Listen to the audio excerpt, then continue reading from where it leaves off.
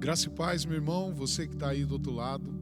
Gente, para mim é um privilégio poder estar aqui, ministrar sobre a sua vida, abençoar você e a sua casa.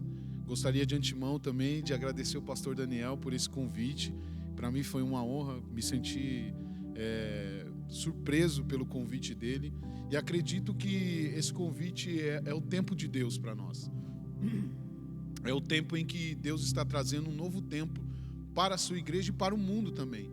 Porque assim como eu acredito que você tem percebido que nós estamos vivendo um tempo de grandes mudanças. Coloque isso na sua mente. E para a igreja, ela tem uma grande responsabilidade. A responsabilidade de saber como se manifestar nesse tempo. Então, meu irmão, que essa mensagem que nós vamos compartilhar com você, Deus possa falar profundamente ao seu coração, tá? Então, eu gostaria de compartilhar com você aqui alguns textos, né? Espero que você aí na sua casa me acompanhe e que em nome de Jesus, a minha oração é que o Espírito Santo possa falar ao seu coração, porque eu acredito que em meio a tantas vozes e a tantas perguntas e a tantas respostas que você talvez tenha recebido, eu acredito também que nós estamos necessitando de que o Espírito Santo fale através de pessoas. Então, essa é a minha oração para o seu coração. Amém? Então, vamos ao que interessa. Gostaria que você abrisse comigo em João 17, onde eu quero compartilhar com você um texto para a gente explanar um pouquinho sobre aquilo que Deus tem ministrado muito forte ao meu coração, que é falar sobre santificação. Eu acredito que um dos propósitos de Deus para a igreja dele nos últimos dias é que a igreja dele se santifique, que a igreja dele se prepare para ser a referência do que é ser separado para ele, né? E em João 17 nós temos uma oração sacerdotal, onde Jesus ele está caminhando para os seus últimos momentos antes de ir para a cruz, e ele intercede pelos seus discípulos e intercede por nós também. E nesse momento ele começa a fazer uma oração. João 17, eu vou ler para você do verso 14 até o verso 21. Olha o que diz aqui, ó. Dei-lhes a tua palavra e o mundo os aborreceu, porque não são do mundo, assim como eu também não sou do mundo. Não peço que os tires do mundo, mas que livre-os do mal. Versículo 17. Santifica-os na verdade, a tua palavra é a verdade. Repito de novo esse verso. Santifica-os na verdade, a tua palavra é a verdade. 18. Assim como tu me enviastes ao mundo, também eu os enviei ao mundo. Verso 19. Por ele me santificou e por eles me santifico a mim mesmo, para que também eles sejam santificados na verdade. Eu não rogo somente por estes, mas também por aqueles que pela sua palavra hão de crer em mim. Verso 21. Para que todos sejam, esse é o verso central do assunto que nós vamos explanar. Verso 21. Para que todos sejam um, como tu, ó Pai, o és em mim, e eu em ti, que também eles sejam um em nós, para que o mundo creia que tu me enviastes. Esse texto mostra claramente uma coisa que eu tenho aprendido. Eu tenho 2 filhos, uma menina de 11 anos e um menininho agora de 1 ano e 8 meses. Eu me considero privilegiado, tenho um casal de filhos. Mas uma das coisas que eu consigo perceber e que eu tenho aprendido com o decorrer do tempo, que é sobre o princípio de paternidade. Todo pai que ele tem filho, ele vai manifestar a sua imagem ao seu filho. E automaticamente manifestando a sua presença, ele vai manifestar também a sua essência. Resumindo, todo filho, aonde ele for, ele vai manifestar a essência do seu pai aonde ele estiver. Esse texto ele está mostrando que todos os filhos de Deus, ele tem a necessidade, ele tem a obrigação, se é assim nós podemos dizer, de manifestar a imagem do seu pai na terra, porque todos nós somos filhos de Deus. Você quer ver isso como é verdade? Em João, no capítulo 1, olha o que diz lá, verso 12, olha o que diz aqui. mas a todos quantos receberam, deu-lhes o poder de serem feitos filhos de Deus, aos que creem no seu nome. Então, você que está me ouvindo e se considera um cristão, que já desceu as águas, é batizado, talvez trabalha na igreja, eu posso dizer para você, você é um filho de Deus, que Deus ele exige de que você manifeste na terra a imagem e a semelhança dele. E eu quero agora, a partir desse momento, fazer você entender comigo que uma das principais características do nosso Pai é mostrada a todo momento em textos e a todo momento é manifestada através de Jesus e automaticamente tem que ser manifestado também através da imagem dos seus filhos, que é a santidade de Deus. Entenda bem isso. Começa a caminhar aqui comigo. Eu gostaria que você abrisse no capítulo 6 de Isaías e você vai entender que, na verdade, todo filho de Deus ele tem a necessidade de manifestar, porque se eu sou filho, eu manifesto a imagem do Pai. Essa é uma história muito interessante, porque Isaías, ele foi um profeta, do capítulo 1 ao 6, ele foi um profeta onde ele foi sempre muito sisudo, ele foi muito brusco em relação a mostrar os erros e os pecados do povo de Israel. A todo momento ele quis revelar os erros do povo, do que eles estavam fazendo, a maneira como eles se comportavam, a maneira do que eles faziam, a maneira como eles, na verdade, estavam vivendo o seu dia a dia como a imagem do Pai, revelando a imagem do Deus ao qual eles serviam, se eu posso falar assim. Mas do capítulo 1 ao 6, quando chega no capítulo 6, meu irmão, você vai começar a perceber comigo que nesse texto que nós vamos ler, você vai perceber um Isaías que ele tem um encontro sobrenatural com Deus. É aqui que começa a manifestação da verdade do que é a verdadeira santificação em Deus. Eu quero que você leia comigo do verso 1 até o verso 9. Olha o que diz: no ano em que morreu o rei Uzias, eu vi ao Senhor assentado sobre o alto e sublime trono, e o seu séquito enchia o templo. Os serafins estavam acima dele, cada um tinha 6 asas, com 2 cobriam seus rostos e com 2 cobriam os seus pés. E com 2 clamavam uns aos outros, dizendo: Santo, Santo é o Senhor dos exércitos, toda a terra está cheia da sua glória. Para um pouquinho aí. Você conseguiu perceber comigo a visão que Isaías teve e o que ele declara ao perceber o que ele estava vendo? Ele viu um trono, ele viu anjos, e ele viu que esses anjos declaravam o quê? Que Deus era santo. Quando eu comecei a ler esse texto, eu comecei a perceber que uma das características mais fortes que é revelada em Deus é a santidade dele. É a imagem mais expressiva de Deus. E uma das coisas que Deus tem chamado a igreja dele para esse tempo, meu irmão, eu e você como igreja, nós entendemos que nós estamos vivendo agora um tempo de santificação. Nós estamos vivendo um tempo de transformação, onde a igreja ela vai necessitar de ter um relacionamento tão profundo que ela vai ter que entender que não basta só viver uma aparência de santidade, não basta eu viver uma aparência ou um estereótipo de santidade, mas o que Deus deseja é que eu e você vivamos uma experiência profunda e real, assim como viveu o profeta Isaías. Porque, torno a dizer, Isaías foi um homem que era profeta, falava do reino, falava do Deus ao qual ele servia, mas não conseguia ter uma experiência real e verdadeira com esse profeta. Será que você pode raciocinar comigo? Nesses últimos dias, será que você parou para analisar já se você tem vivido, na verdade, um cotidiano de vida repetitivo só por uma maneira de se proteger do mundo ou se proteger daquilo que o mundo está fazendo hoje contra o ser humano? afetando com as coisas más que ele tem trazido, né? Que o mundo muitas das vezes gera. Nós sabemos que existem coisas boas, mas nós sabemos também que o mundo, ele pertence a um governo. A Bíblia fala que o diabo, ele está ao nosso derredor, bramando como um leão.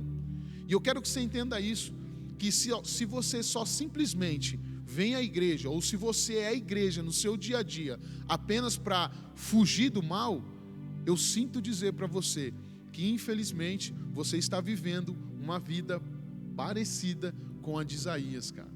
É verdade. Por quê? Porque Isaías, durante muito tempo, ele falou muito de Deus, mas revelava-se pouco a expressão ou a essência do Deus ao qual ele teve um encontro depois. Vou te dar um exemplo simples. Jó foi um homem que viveu muito isso. Ele falou muito de Deus, ele temia muito a Deus, sacrificava por causa dos filhos dele, até. Qualquer coisa que os filhos fossem fazer, ele manifestava algum sacrifício, ele mostrava até um certo temor. Mas com o decorrer do tempo, quando ele começa a perder tudo, e ele é provado com o decorrer da caminhada dele, o que acontece? Esse homem, ele é impactado por uma experiência real e verdadeira. Talvez você que está do outro lado está passando por uma necessidade ou um tempo difícil.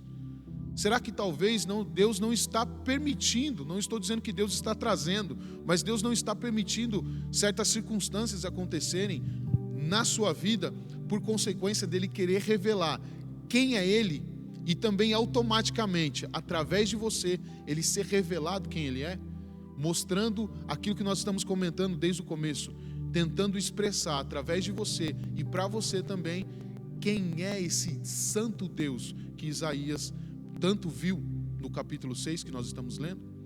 E no final do texto do livro de Jó, nós vamos ver um Jó que diz, no capítulo 42, ele declara: eu conheci o Senhor só de ouvir falar, mas agora os meus olhos te veem. A minha oração nesse momento, nessa hora, é que através desse texto, que você tenha essa experiência, a experiência de ter um encontro verdadeiro, de rever os seus valores e também de entender quem é Deus, e uma das maiores expressões de quem Ele é, a santidade de Deus. Ainda continuando lendo aqui, eu gostaria de fazer você entender que na prática nós vamos entender que no nosso dia a dia nós vamos precisar nos relacionar com pessoas. Nós vamos precisar mostrar para pessoas no nosso dia a dia quem era o nosso Deus. Nós lemos em João 17, se você se lembra, que lá diz que o próprio Senhor Jesus orou: Pai, que eles sejam um, assim como eu sou um com o Senhor. Automaticamente esse homem estava mostrando a real imagem de quem era o Pai. E é isso que eu quero que você entenda. Nós estamos vivendo hoje um cristianismo raso. E eu digo isso primeiramente de mim, porque é muito fácil, logicamente, eu apontar para você e dizer os seus erros. Mas quando, na verdade, você é trabalhado dentro das suas impurezas, para que você contemple a santidade de Deus e começa agora a entender que você precisa ser parecido com Ele, tudo começa a mudar. É isso que eu quero que você entenda. Que não adianta, na verdade, nós sermos grandes pessoas em relação a um estereótipo. O que Deus deseja, na verdade, é que ainda que você talvez não tenha grandes conhecimentos bíblicos, mas que você tenha uma experiência real e verdadeira com Ele. Um texto que mostra muito claramente o que nós devemos viver no nosso dia a dia, está em Hebreus 12. Gostaria que você lesse comigo. Hebreus, capítulo 12, no verso 14, olha o que diz aqui. É um texto simples, mas ele esclarece muito. Eu vou ler em duas versões para que você entenda bem aí o que o Senhor deseja revelar para você e para mim. Verso 14 de capítulo 12 de Hebreus. Aqui, ó. Segui a paz com todos e a santificação, sem a qual ninguém verá a Deus. Essa é uma das traduções. Agora eu vou ler em outra tradução, que é mais atual. Verso 14 ainda. Esforcem-se para viver em paz com todos e procurem ter uma vida santa, sem a qual ninguém verá a Deus. Você consegue perceber comigo, meu irmão, que Deus está nos chamando, na verdade, para nós vivemos o nosso dia a dia manifestando quem, na verdade, nós somos agora nele? O que eu quero que você entenda é que Deus está a cada dia te fazendo evoluir nele. Eu não quero ser aqui uma pessoa que está talvez pregando uma vida após a morte. Não entenda isso. O que o Evangelho está dizendo, na verdade, é que se o Cristo, o Filho de Deus, que é a nossa maior referência do que vivemos o verdadeiro cristianismo, se ele conseguiu manifestar santidade, ele quis mostrar através do seu Filho que nós também podemos viver essa santidade. E isso é onde mora o perigo, porque você aí do outro lado deve saber de verdade que talvez você conheça pessoas que você se decepcionou por talvez olhar para ela e falar assim: eu não vi santidade nessa pessoa. Ela falava, mas não vivia uma coisa. E é isso que Deus está desejando hoje da sua igreja. O que Deus vai fazer nesses últimos dias, como nós estamos ouvindo nitidamente que está vindo um novo nível de avivamento para a nação ou para o mundo, e vai depender de como a igreja se comporta. É aí que eu quero que você entenda. Deus, primeiramente, para manifestar esse avivamento, ele precisa levar a igreja a um novo nível. E é necessário que a igreja entenda qual é o posicionamento e como ela está se comportando nessa hora. Por isso eu gostaria de, na verdade, com todo amor e carinho, dizer para você que você, na verdade, comece a fazer uma autoanálise de si mesmo. Comece a fazer uma análise de quem você é, de como você vem vivendo o seu cristianismo, de como você é como pai, de como você é como mãe, de como você é como funcionário, de como você é como um vizinho na sua rua. Porque hoje é muito fácil, eu torno a dizer, é muito fácil falar quem é Deus. É muito fácil falar o que Deus pode fazer, mas é difícil você dizer qual é a essência de Deus, ou, sem palavras, manifestar a essência de Deus. É isso que eu acredito desse evangelho de que o Senhor Jesus estava falando em João 17. Preste bem atenção, no Salmo 11:3, existe um texto que me impactou no começo da minha caminhada, principalmente quando eu me casei. Quando me casei, já era um líder dentro da igreja, já pregava em cima do púlpito, muitas das vezes pregava em cultos principais da nossa igreja. Estou há 18 anos como cristão, mas o dia que eu vi esse texto, eu fui impactado, porque o texto dizia assim, Salmo 11:3, destruídos os fundamentos, o que poderá fazer o justo? Quando eu li esse texto, eu percebi uma coisa dentro de mim. Eu falava de Deus, mas não sabia quem era Deus, porque dentro da minha casa eu era um marido rude, eu era tipo o Shrek do filme, muito rude, ogro, e só com o tempo eu passei a entender, na verdade, que eu estava falando de um Deus, mas não conhecia quem era esse Deus. Eu sei que eu estou sendo repetitivo naquilo que a gente quer explanar nesse momento, mas o que eu quero que você entenda é que o maior propósito de Deus é que a fé que você hoje aceitou dentro do seu coração, ela tem que ser manifestada todos os dias, no seu cotidiano, 24 horas por dia, pela maneira como você se comporta. Mas o foco central da transformação, do processo de santidade sobre a minha e a sua vida, assim como aconteceu na minha, começa de dentro para fora. Será que você pode repetir comigo aí dentro da sua casa? Começa de dentro para fora. É isso o maior propósito de Deus para o homem. E eu quero mostrar para você através de um texto que ele, no meio cristão, ele se tornou já um jargão, ele já se tornou um ditado popular no meio dos cristãos da igreja, que é Romanos 12, capítulo 12, do verso 1 ao 2. Eu queria dizer aqui para você: apresentai os vossos corpos como sacrifício vivo, santo e agradável a Deus, que é o vosso culto racional. O verso 2 diz: para que possais experimentar qual seja a boa, agradável e perfeita vontade de Deus. Dentro desses dois textos, eu tenho dois tópicos aqui onde eu queria explanar com você. O primeiro é que, meu irmão, eu queria fazer uma pergunta para você. Existe a possibilidade de um homem fazer um sacrifício vivo? Eu estava vindo a caminho, hoje está aqui comigo, me acompanhando, um companheiro, o irmão Fabinho, que é da nossa comunidade lá em Arthur Nogueira também. É um discípulo que está caminhando junto, mais perto, está crescendo em Deus, e a gente tem ajudado ele. E eu vim perguntando para ele: Fabinho, responde para mim, existe a possibilidade de você fazer um sacrifício vivo? Porque entenda bem comigo, o que eu quero que você entenda? Vamos um pouquinho para o lado histórico da coisa. Você concorda comigo, se você assistir um filme na Netflix, ou se você assistir um filme histórico que conta sobre oferendas a deuses, você vai perceber, na verdade, comigo, que nenhuma pessoa que ofereceu algum sacrifício, ele pôde oferecer um sacrifício vivo. Todo sacrifício ele é manifestado quando você mata um animal, ou até uma pessoa, para oferecer a um certo Deus que era desconhecido na época. Nós temos o exemplo do próprio Senhor Jesus, que ele precisou morrer na cruz do Calvário, para que, na verdade, ele ressuscitasse ao terceiro dia. Então, por que esse texto está dizendo para mim? Olha, apresenta o seu corpo como sacrifício vivo. Sabe o que Deus está dizendo nesse texto?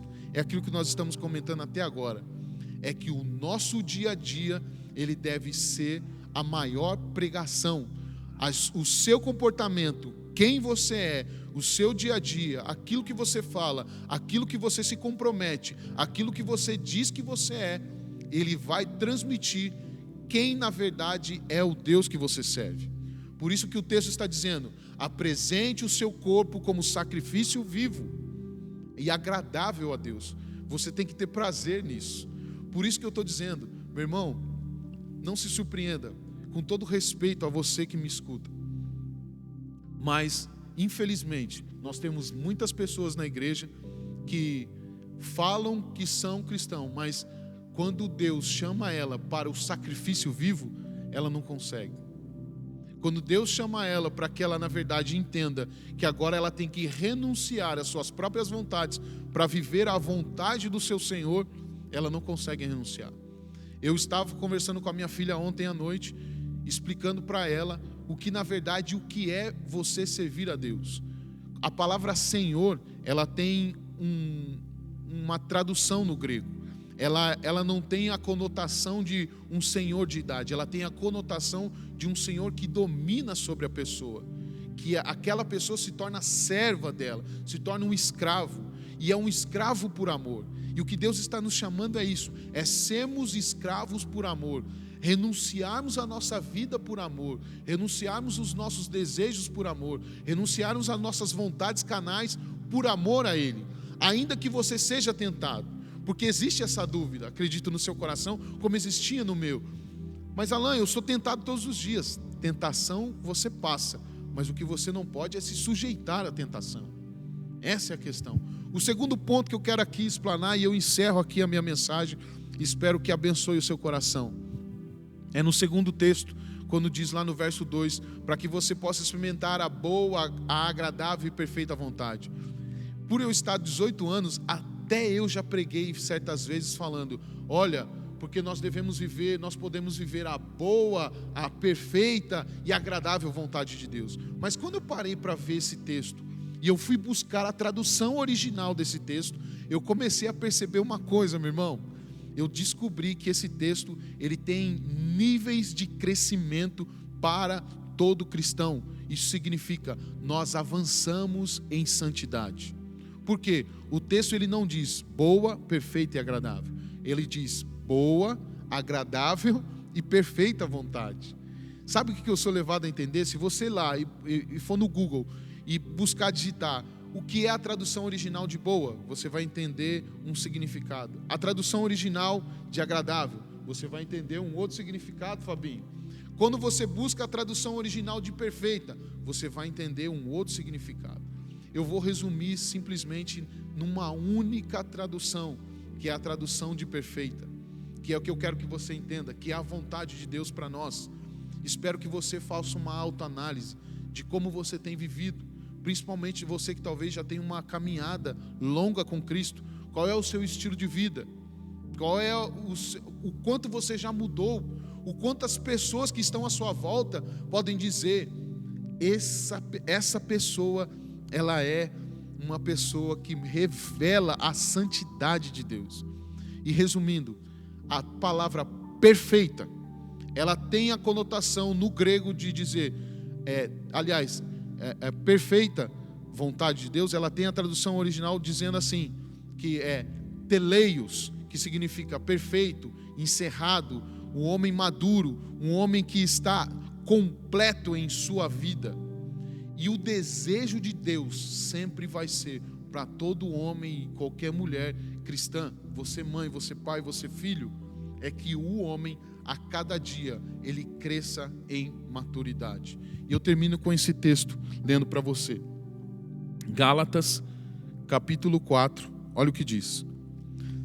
Porque um dos maiores questionamentos da igreja sempre foi achar que santidade é separado de uma vida próspera na nossa caminhada. E santidade, se você entender, preste bem atenção no que eu vou dizer, meu irmão. Santidade, ela está inclusa em tudo que você faz e em tudo que você vive quando você está em Cristo Jesus. Se você deseja prosperar, é necessário que você tenha santidade. Se você deseja que sua família seja abençoada, é necessário santidade. Se você deseja que seu filho seja transformado, é necessário santidade. Se você deseja que o seu casamento seja duradouro, é necessário santidade.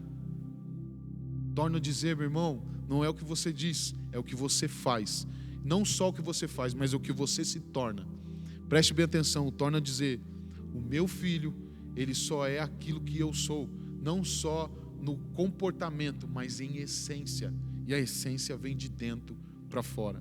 E eu encerro o texto que eu queria ler para você, Gálatas capítulo 4, verso 1. Encerro com esse texto. Digo, pois, que todo o tempo em que o herdeiro é menino, em nada difere do servo, ainda que seja senhor de tudo, mas está debaixo de tutores e curadores até o tempo determinado pelo Pai. Assim também nós, quando éramos meninos, estávamos reduzidos à servidão debaixo dos primeiros rudimentos do mundo. Mas vindo a plenitude dos tempos, Deus enviou o seu Filho, nascido de mulher, nascido sob lei. O que ele está dizendo aqui? Meu irmão, todo homem que ainda não amadureceu em Deus, não subiu o nível de santidade, ele não difere de ninguém que talvez viva uma vida medíocre em relação ao seu cristianismo.